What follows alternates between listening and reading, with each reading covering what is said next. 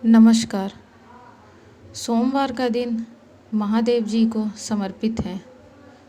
सोमवार के अवसर पे आज 16 सोमवार की पौराणिक कथा जानेंगे। एक समय श्री महादेव जी पार्वती के साथ भ्रमण करते हुए मृत्युलोक में अमरावती नगरी में आए। वहाँ के राजा ने शिव मंदिर बनवाया था, जो कि अत्यंत भव्य एवं रमणीक तथा मन को शांति पहुँचाने वाला था। भ्रमण करते समय शिव पार्वती भी वहाँ ठहर गए। पार्वती जी ने कहा, हे नाथ, आओ आज इस स्थान पर चौसर पासे खेलें। खेल प्रारंभ हुआ। शिव जी कहने लगे, मैं जीतूंगा। इस प्रकार उनकी आपस में वार्तालाप होने लगी। उसी समय पुजारी जी पूजा करने आए। पार्वती जी ने पूछा, पुजारी जी बताइए, जीत किसकी होगी? पुजारी बोला, इस खेल में महादेव जी के समान कोई दूसरा पारंगत नहीं हो सकता, इसलिए महादेव जी ही यह बाजी जीतेंगे। परंतु हुआ उल्टा, जीत पार्वती जी की हुई। अतः पार्वती जी ने पुजारी को कोढ़ी होने का शाप दे दिया कि तूने मिथ्या भाषण दिया है। अब तो पुजारी कोढ़ी हो गया। शिव पार्वती जी दोनों वापस चले गए। कुछ समय पश्चात अप्सराएं पूजा करने आई। अप्सराओं ने पुजारी के उसके कोढ़ी होने का कारण पूछा। पुजारी ने सब बातें बता दी। अप्सराएं कहने लगी, पुजारी जी, आप 16 सोमवार का व्रत करें तो शिव जी प्रसन्न होकर आपका संकट दूर करेंगे। पुजारी जी ने अप्सराओं से व्रत की विधि पूछी। अप्सराओं ने व्रत करने और व्रत के उद्यापन करने की संपूर्ण विधि बता दी। पुजारी जी ने विधि पूर्वक श्रद्धा भाव से व्रत प्रारंभ किया और अंत में व्रत का उद्यापन भी किया। व्रत के प्रभाव से पुजारी जी रोग मुक्त हो गए। कुछ दिनों बाद शंकर पार्वती जी पुनः उस मंदिर में आए तो पुजारी जी को रोग मुक्त देखकर पार्वती जी ने पूछा, मेरे दिए हुए शाप से मुक्ति पाने का तुमने कौन सा उपाय किया? पुजारी जी ने कहा, हे माता, अप्सराओं द्वारा बताए गए 16 सोमवार के व्रत करने से मेरा यह कष्ट दूर हुआ है।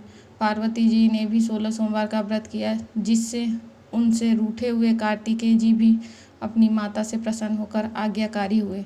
कार्तिकेय जी ने पूछा, हे माता, क्या कारण है कि मेरा मन सदा आपके चरणों में लगा रहता है?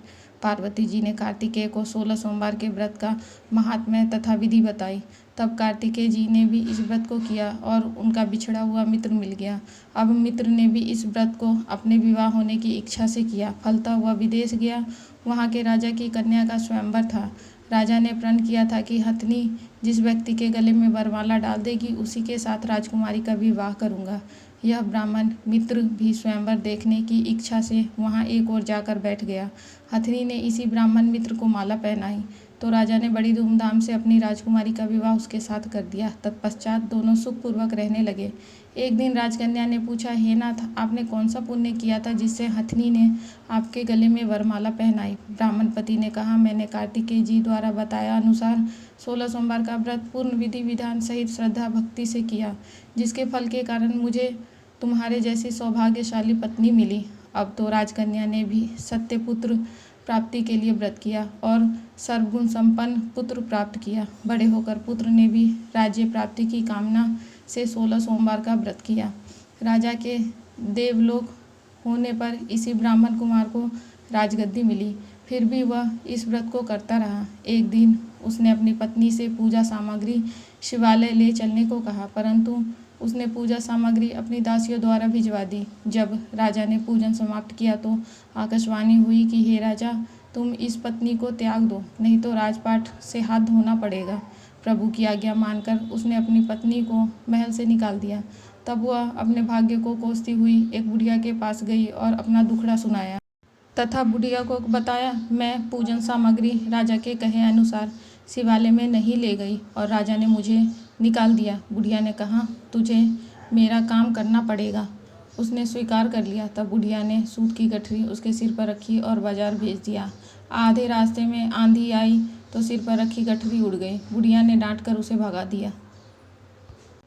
अब रानी बुढ़िया के यहाँ से चलते चलते एक आश्रम में पहुंची। गुसाई जी उसे देखते ही समझ गए कि यह उच्च घराने की अबला विपत्ति की मारी है।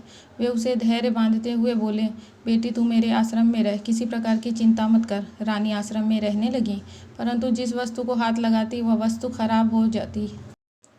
यह देखकर गुसाई जी ने पूछा, बेटी, किस देव के अपराध से ऐसा होता है? रानी ने बताया कि मैंने अपने पति के आज्ञा का उल्लंघन किया और शिवालय में पूजन के लिए नहीं गई। इससे मुझे घोर कष्ट उठाने पड़ रहे हैं। गुसाई जी ने शिव जी से उसके कुशलक्षेम के लिए प्रार्थना की और कहा, बेटी तुम 16 सोमवार का व्रत विधि के अनुसार करो। तब रानी ने विधि पूर्वक व्रत पूर्ण किया।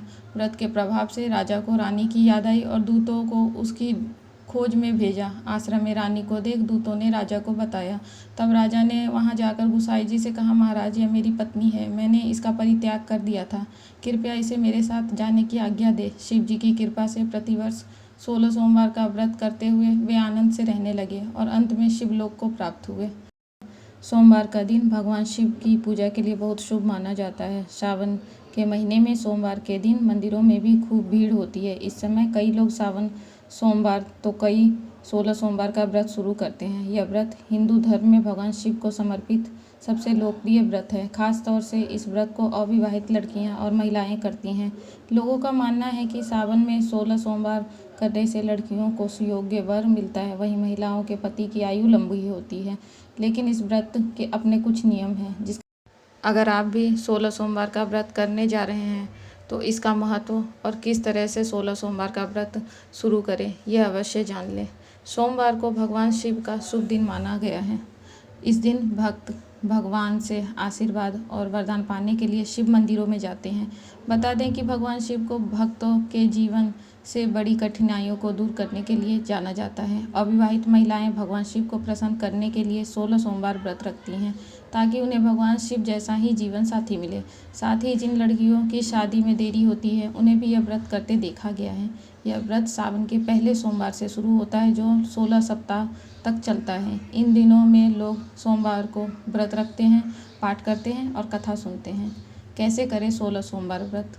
16 सोमवार का व्रत करना बहुत आसान है। सोमवार के दिन जल्दी उठे और स्नान कर साफ सुथरे कपड़े पहने। इस दिन सफ़ेद रंग के कपड़े पहनने तो ज़्यादा अच्छा है। यह रंग भोलेनाथ को अति प्रिय है। मंदिर या पूजा कक्ष में जाकर भगवान शिव की मूर्ति या शिवलिंग की पूजा करें। अदरक के तेल से दीपक जलाएं। मूर्ति या चित्र को साफ कर चंदन लगाएं और फूलों से सजाएं। भगवान शिव के नाम का जाप करें और भगवान शिव को फूल चढ़ाएं। अब बेलपत्र को हाथ में लेकर व्रत का संकल्प लें। इसके बाद नियमित रूप से 16 सोमवार तक व्रत करें। अब अपने हाथ में जल, अक्षत, पान, सिक्का और एक सुपारी लेकर भगवान शिव के मंत्र का जाप करते हुए संकल्प लें और पंचामृत अर्पित करें। व्रत के नियमानुसार व्रत को प्रदोष काल में करना है। पूजा के अंत में पान के पत्ते, मेवे, नारियल, फल और मिठाई अर्पित करें। 16 सोमवार व्रत कथा पढ़ें, कपूर जलाएं और वेदी के सामने प्रणाम करके पूजा समाप्त करें। ध्यान रखें कि पूजा के बाद आपको पूरे दिन उपवास रखना होगा। आप अपने रोजाना के काम कर सकते हैं। अगर आप कामकाजी महिला है तो पूजा के बाद ऑफिस भी जा सकते हैं। शाम के समय मूर्ति के सामने दीपक जलाएं और भगवान शिव को कुछ प्रसाद चढ़ाएं। शाम की पूजा के बाद आप चाहे तो प्रसाद और कुछ फल ग्रहण कर सकते हैं।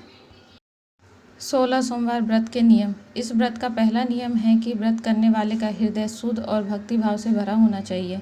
व्रत वाले दिन सूर्योदय से पहले उठकर स्नान करें। स्नान वाले पानी से थोड़े से काले तिल डाल दें। शिवलिंग का अभिषेक कर रहे हैं तो जल में शहद, दही, दूध मिला लेना चाहिए। हर सोमवार को पूजा का समय एक ही रखना है। अभिषेक करने के दौरान महामृत्युंजय मंत्र का जाप अवश्य करें।